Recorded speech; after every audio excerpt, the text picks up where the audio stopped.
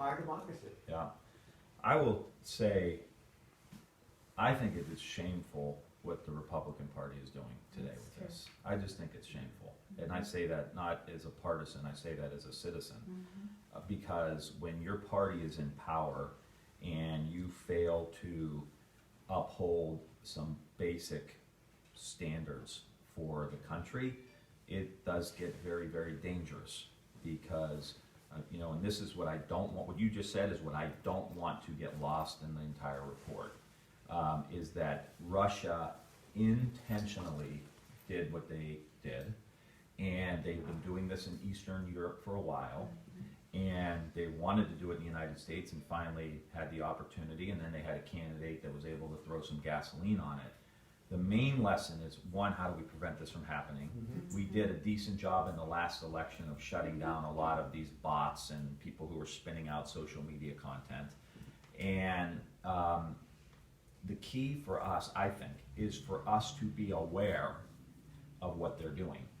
Because what happens is every cultural riff in the United States, it could be Colin Kaepernick, it can be a school shooting, it can be an incident between a police officer and a kid.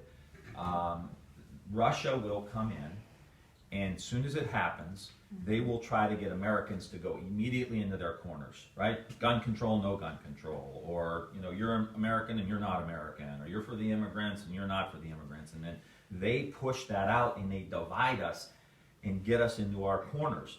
And if we're going to move forward, we as citizens have got to raise our level of awareness to say, they're trying to do this because we're weak when we're divided.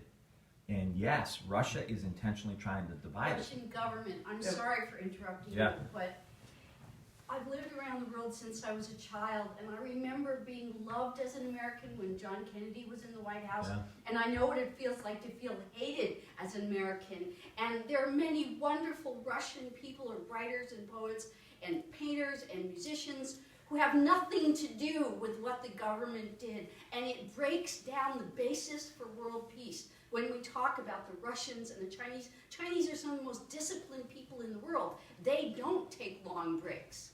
They take shorter breaks. And I just think it's really important. If I didn't care about what you're saying and really respect everything I've heard you say, I wouldn't make this breach. And I apologize for doing No, it's it, okay. but I really think it's extremely important for us not to be xenophobic as a society. It won't get us You're anywhere. 1,000% right. I think It's a short- Yeah, we are talking about the Russian government. But it's language matters. That's true. We wouldn't be here talking Amen. to each Point other. well taken. It's the Russian government, not all the people. Russian government, of course. What you just described as the Russian, government trying to divide us, how do we differentiate that between that and what Trump does? Because he's doing the same thing to feed his base. There's no distinction. There's no distinction, which is why we've got to be aware, because they try to divide us.